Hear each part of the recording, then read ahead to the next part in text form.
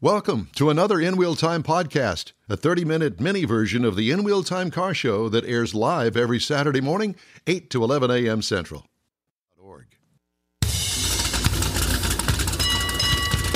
This is the award-winning In Wheel Time Car Talk Show. Thanks for joining us. Just ahead, we're going to discover the best states to own and drive a car, including a first-place ranking right here in Texas. We'll explain. Sugarland? You'll hear my thoughts on a week driving the completely redesigned Chevy Trax. And Jeff has what's on TV this week for cars. Yeah. Just ahead on this episode of the In Wheel Time Car Talk Show. Howdy. Along with Mike Out of This World Mars, we always need more Jeff Zekin. I'm Don Armstrong. Glad that you could join us on this wet Saturday here in the Houston area. But we're told, the weatherman says it's all supposed to clear out and be beautiful this afternoon. Well, we'll be the judge of that. Yeah, it's still going to be kind of soaking. You think? Yeah. I don't know. Won't be able to do any yard work. It's still going to be real wet. Yard work? Yeah. You don't do yard work? Yeah, I do. Your wife does that. Kathy and I do. I contribute. What? Sitting off to the side smoking cigarettes in your lounge Drinking chair? Beer and Drinking a beer. Scratching. Okay. Joining us now, Cassandra Happe with WalletHub and the most driver-friendly states to drive in. Cassandra, good morning to you. Good morning. Thanks for having me. Wow, you sound great. You sound like you're right here in the studio with us. I like your headset. Awesome. Yeah, I know. Where did you get that headset? What is it? I need to know that. I got it off of Amazon. I can send you the link after the show here. Yeah, please do, because that's a good one. It sounds great. All right. Excellent. Glad to hear that. Yeah. So let's talk about the... Yeah. No, well, first of all, let me tell everybody that Cassandra is a consumer finance expert and financial literacy advocate with 15 years of experience in the credit union industry. And you guys do all this research. And why do you do the research? So money plays a key role in pretty much every aspect of our lives. So what we like to do at WalletHub, on top of all the options we have for improving your financial fitness, we like to release reports that really look at both the financial side and the other aspects that just play into these everyday things that you may not really think about the financial side of it. I mean, you think about that with driving a little bit, but on the other side of things, you don't necessarily think of maybe the safety side of things. So we really try to look at these things from the holistic standpoint. So you can cover, cost as well as safety, access, all the things that you should really take into consideration. So you did this actual research on the best places to drive, I guess, in the entire United States? Yes, we looked at the 50 states. We did not include the District of Columbia in this particular study. Don't include them in anything ever again. I'll take a note of that. All right. But we looked at 31 different metrics, which can really be grouped into 4 different categories, which are cost of ownership and maintenance, traffic and infrastructure, safety, and access to vehicles and maintenance. So we ranked each state on each of these metrics and then looked at it overall and ranked them from 1 to 50 for the best and the worst states to drive in. Oh. Which is the worst? I want to hear that one. Let it rip. The worst is Hawaii. They scored really low when it came to the cost of ownership and maintenance. But Cassandra, you're not supposed to drive in Hawaii. You're supposed to go to the beach in Hawaii. You can't drive there. No, you can't. You got to fly in there and then you walk to the beach. But at any rate, I understand that the traffic is absolutely horrendous there. Right. And of course, being an island, they have, some more struggles when it comes to just getting access to parts and other things they might need for ownership and maintenance costs. Yeah. Okay. Was there any one state that kind of surprised you in any of the metrics that you gathered? Not necessarily. I was kind of surprised overall just to see that most of our top 5 states did really great in 3 out of 4 of our key categories, but they didn't do the best when it came to safety. I was a little disappointed to see that, it may be a little bit cheaper and the traffic might not be as bad, but it might not be as safe in those states. So let's talk about the top 5. Who was number 5? Number 5 was Alabama, and they did really well when it came to the cost of ownership and maintenance. They came in 3rd overall for that particular metric. They've also got a great football team. Just saying. All right, easy now. Yeah. Well, I have a financial interest in the University of Alabama, and probably will until I die. But wait, Alabama doesn't have a pro team. I didn't say pro team. I just said football there you go. team. See? Yeah, that's the only one that really matters is the University of Alabama. Yeah. Roll Tide. The one he's paying for. The one that I'm paying for forever and ever. And number 4? Number 4 was Oklahoma, and they did pretty good when it came to cost of ownership and maintenance. They came in 7th, so still in that top 20%, and they came in 9th for traffic and infrastructure, so right in that top 20% there as well. Well, I mean, they don't have Houstons in Oklahoma. Mars spent some time in Oklahoma. The closest thing they got is Oklahoma City, and it ain't even close. It ain't even close to Houston. Okay, number 3? Number 3 was Kansas. They actually came in 3rd for traffic and infrastructure, and they came in 10th for cost of ownership and maintenance. So still in that top 20% in those 2 metrics, but they didn't do as well in safety and access to vehicles and maintenance. I have a question. Both of those states you just talked about are in the middle of the country. Does that have any relation to what the data shows? Not necessarily. We didn't really see a distinct correlating factor in that. I mean, overall, the Midwest did pretty well in this study, and I think part of that has to do with just having more open spaces. There's some very rural states that came in, especially our number 1 pick is definitely known for being a more rural state that doesn't have as much traffic just because it's not as populated. Yeah, they're more flyover states than rather drive-through states. Well, Kansas at number 3, they're probably going to be number 1 in football. So just saying, I got to go there. I mean, it was there. I just had to go with it. He's on a sports kick, Mike. So, all right, who's number 2? Number 2 was Georgia, and they came in 2nd overall for cost of ownership and maintenance. So one of the least expensive places for owning and maintaining your vehicles in the country. And number 1. My father-in-law would be very proud to see this. Iowa came in at number 1. Oh, he's always told me. I got family there. I can live with that. So just this last summer, we were down in Iowa, and he went off about how he despises driving in Minnesota, which is where I live, because Iowa, the roads make sense. You either go east or west or north or south. Yes. There's really no in between. So as long as you know what general direction you need to go, you just hop on the road and start heading that way. Well, when I think of Iowa, my grandmother's from Iowa, and I think of Iowa, I think of pig farms and corn. Absolutely. That's it. And hey, they've done quite well for the entire United States of America when it comes to feeding us. Corn as high as the elephant's eye. That's it. All right. Okay. So there are some interesting things about Texas that I think that we should point out. Auto repair shops per capita, I would have thought, at least here in the Houston area, it'd be the number 1 place in the world for auto repair shops, but that's not the case. Yeah, they came in 4th for overall for auto repair shops per capita. Still really, really good. But you just have to consider it's for the whole state. So you factor that out for some more the more rural areas that maybe don't have as many auto repair shops. Kind of balances out compared to the more populated metro areas. Yeah. The one thing that really surprised me is that Texas is ranked 21st in auto maintenance costs. Any idea how that happened? That is a great question. Let me look here real quick. Auto maintenance costs. And I assume that that's things like, oil changes, fan belts, fuel filters, air filters, that sort of thing. Spring tune-ups, fall tune-ups. Yeah, that kind of thing. She's looking. Okay.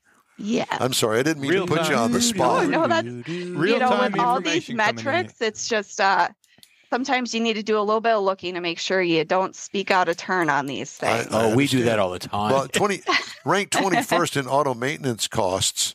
At least it's not number one in auto maintenance costs. Yeah. That would not be a good thing, would it? Do the opposite. No, that would not be a good thing. Yeah, exactly. So 21st out of 50 states, that's, middle of the road, I'd say. Yeah. Thereabouts. So average. To get a gauge for the auto maintenance cost, we look specifically at the average price to computer or spin balance one front wheel tire. Okay. And that's what we use to come up with our auto maintenance cost rankings, is based off of that particular price. Okay. That's kind of odd, but okay. I wouldn't have thought that. Somebody clearly did and thought that would be a good thing. You got to have some sort of standard process that everybody would do the same way, I guess. You got to have a benchmark. Yeah. All right. So this doesn't surprise me. Ranked number 2 is car dealerships per capita. No surprise. I would think we were probably number 1. We got a lot of car dealerships here in Houston. Hey, we'll just have to work harder since we're number 2. Gotta build some more shops out there. There you go. Yeah, I guess so. Ranked number 2. And then we did the auto maintenance. We did auto repair shops per capita, ranked 4th. And I'd believe that. Okay, so car dealerships, we got that. And I guess it's a good thing that we were ranked first in the average price of gas. Is that meaning the lowest price amongst the 50 states? Yeah, the best. Yes, that's based on the average, it's the lowest cost we saw, and it's California, which had the highest cost, was twice as much as what Texas was. So definitely much cheaper to fill up your tank in Texas compared to California and some of the other states out there. That's no surprise. Yeah. I would believe that. Okay. Any other kind of little goodies that you want to throw in this? Well, I just want to say that Texas, they may not have been in the top 5, but they're definitely in the top 20%. And with the exception of coming in, a little bit low on the traffic and infrastructure dimension, they're pretty well balanced as far as being a great state to drive in. Yeah. What would be a great state to go on vacation to as far as automobile traffic is concerned? Iowa. Iowa, yeah. But, I don't want to go and visit pig farms and cornfields. That's just my saying. They got a baseball field out in the middle of cornfields. Was that where Field of Dreams was? Yes, it's still there. I know. It's a tourist attraction now. Well, there you go. So we could go there. You could go there. And they have 3.2 beer there. Do they? Yeah. How would you know that? So you could drink a lot more. I see. If you were a beer drinker, of course. I'm not a beer drinker, but apparently you are.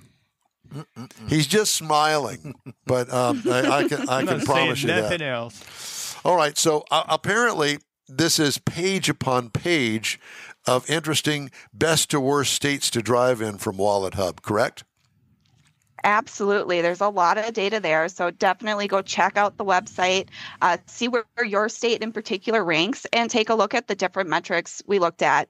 And it's really just important to note that everyone has different preferences, and really to consider what's most important to you. If you're looking at one of these studies and thinking, well, maybe I don't want to go to Hawaii because they have, really bad traffic. Yeah. Yeah, that's why I don't want to go there.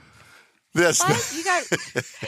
got keep in mind, if that's not a big deal for you, if you don't mind sitting in traffic, then Hawaii is a great place. So it's really based on preference. I'll bet you that they got some really good Ubers there. I don't even want to rent a car. No. Because you're stuck on an island. Yeah. I mean, and there's the beach. How far can all you go? The way around it. Exactly. So I'm good. Give me a place and I'll just plop down there and I'll be good for a while. Yeah, it's been a while. But every half hour, flip them over so it doesn't burn. Yeah, that kind of thing. Cassandra, thank you so much for joining us today. We really appreciate it. What a great, interesting kind of research thing that you've done. Absolutely. Thank you for having me, and I hope we can chat again soon. Cassandra Happe with WalletHub. Yes, let's do that. Next study, be sure and look us up. Absolutely. I'll keep you guys in mind. Thanks again. Interesting. All right. Too good. Yeah, it is. You know, it's 14 after the hour. And I think that I'm supposed to do something here. Well, you can do a review if you want. Well, or you want to do news. But I was going to turn to you and say, Jeffrey, do it. You want to do the what's on TV? Yeah, it's going to be short, just something quick. Don't really have any drastic news or changes in the structure of television. But I went into Motor Trend Plus, which is a subscription, not a paid subscription, a free subscription to Motor Trend. And you can there's over 90 Motor Trend television shows about cars. Everything from the things you like to the things you like, Michael. I picked out a few. Not things that we don't like the same thing at all. I picked out a few of the things that I watch. Now, just recently, about a week or so ago, we had the Mecum auctions in Kissimmee. And I think we talked about that a week or so ago. That ended, and they're playing the repeats, the reruns on that. One of the things that I like to watch, and you watch it as well, is it's on the subscription side. It's Rust Valley Restores. Love that show. Rust Valley Restores, the little backstory on that, they're nestled in a recreation paradise of South Shuswap, Canada. Say that. I think it's BC. It's one of the unique car communities in the world. It's Tappan, British Columbia, or Rust Valley as they call it. At its heart, it's a remarkable restoration shop run by a team of colorful, charismatic characters. Oh, yeah. And they use their impressive skills to restore, trade, and sell vehicles. Yeah. So that's one of them. You've got Iron Resurrection Extra.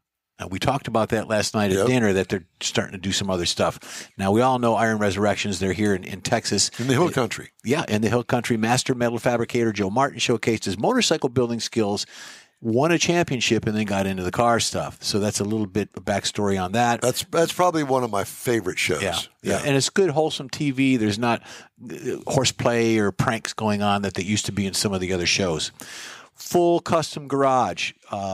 9 seasons, 85 episodes, and you got Ian Russell. What a guy! He makes things. Yeah, he's like the MacGyver of car building. He can take whatever and make something out of it. What's the name of this show? Full Custom Garage. Full Custom. Yeah. Yep. We talked about that one. My favorite that I've watched, it's not on anymore, but I still like watching the reruns, is Autobiography, Cold Case, where they take an event in automotive history and they do the backstory, they do the investigation, sort of like a Perry Mason thing. I love Perry Mason. He's not on the list, though. And they go through it and they solve what could have been a crime, a missing Ferrari or a stolen car, Mulholland Drive, all the accidents and things on that. Is there really a ghost out there and things of that? So they do that research. So that's some stuff you can get on Motor Trend Plus. It is a subscription. It is a free subscription, but you can do that and you can watch it at any time of the day or night. So, very nice. Yep. Okay.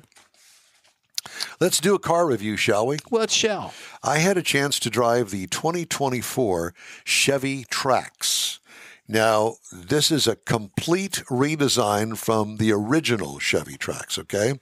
It's available in these trim levels: the LS, the 1RS, the LT, the 2RS, and the Active.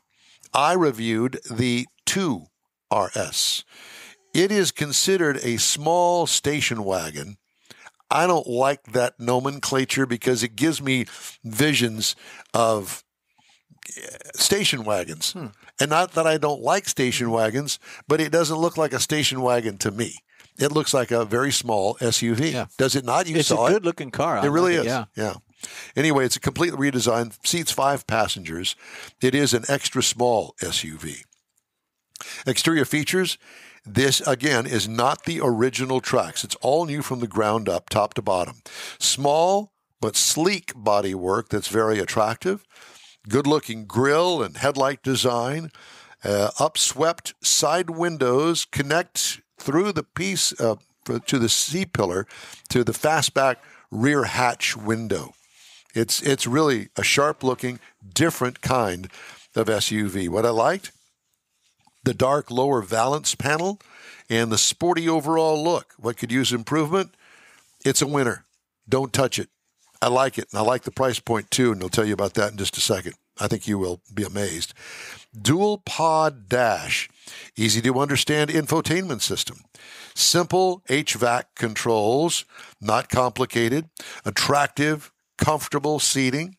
Limited actual back seat cargo room area with the back seat up. It's limited, plentiful with the back seat down. Considering its diminutive size, it works. What I liked, the RS red accents throughout the cabin, stitching, etc. What could use improvement?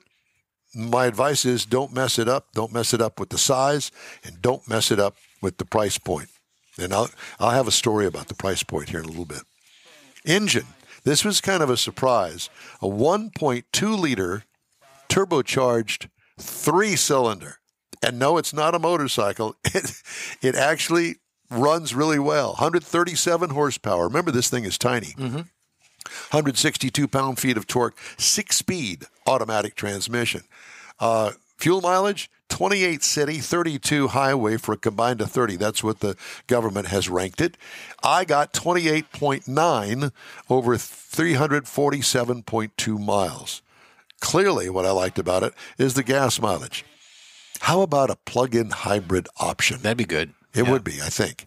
Can you imagine tacking on at least another 10 miles per gallon on that thing? I don't know whether they've got room for such a thing, but I think that they should look at that. Ride and handling, nice for a small runabout. What could use improvement? Nothing. Keeping the price point where it is. Now, as far as options are concerned, and I've got time to do this, I wanted to point out that the sunroof package, which goes up for me, $895. Oh. Why would you do that to yourself in a city that reaches 108 degrees in the summertime? But to each his own. Driver confidence package, they call it, $795, includes rear cross-traffic alert, that's good, lane change alert with side blind zone alert. Give me the alerts, but don't interfere with my driving. The adaptive cruise control, that's good. And the rear park assist is good, $795. That would be something to get. Now, optional paint color costs $395. I don't know what that's about. Every car has to be painted. Why would you pay more for that paint? Anyway. Now you want to know how much it costs. That's what I'm waiting. The base trim price is $23,900. Price is tested $27,080. But if you want to get in to the base model of the Chevy Trax, $20,400. This is Chevrolet's least expensive SUV. And that is the bell ringer for me. I mean, everybody can afford this. And I think that if you're in the market for a small SUV, this would be something to look at. Competitors include the Mazda CX-30 for $24,995. The Nissan Kicks starts at $21,050. And the Toyota Corolla Cross is $23,610. I think if you are in the market for this size vehicle at this price point, I think that you're really going to be impressed. I would encourage you to find your Chevy dealer if they've got one. Call ahead, look online, see where they are. Go test drive one, and I think that you'll agree with me. You may not like it, but I did. You know who likes that car? Kylie likes that car. She said it a year ago at the auto show. Yeah. And I've got pictures of her sitting in it. She had a smile ear to ear. Yeah. She really likes that car. They came out with that greenish light color, sort of off green. Minty green. There you go. And she liked that. So yeah. Well, I can certainly see that. And some of the new colors are really good out there that are available on that Chevy Trax. And the price point's good for her parents to buy her one.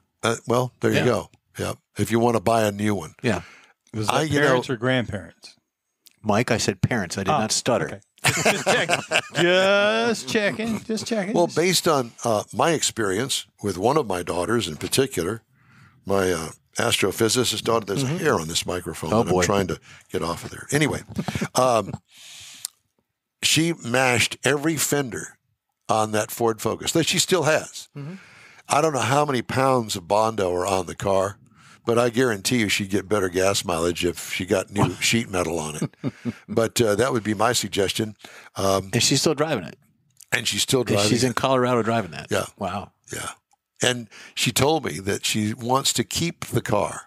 Even when she gets a new one, which she's working on, she wants to keep the car because it's worth nothing. Contact Ford and maybe put it in the museum there. Henry Ford Museum. It will be in the In-Wheel Time Hall of Fame. There you go. I said, so, okay, what are you going to do with it? Well, I want to keep it. Okay, keep it. Where are you going to keep it? Well, here. I said, why would you keep it in Colorado with snow all over it all the time? I said, why don't you put it in your mother's garage so you have something to drive when you get here? Yeah. Oh, well, there's an idea. There you go.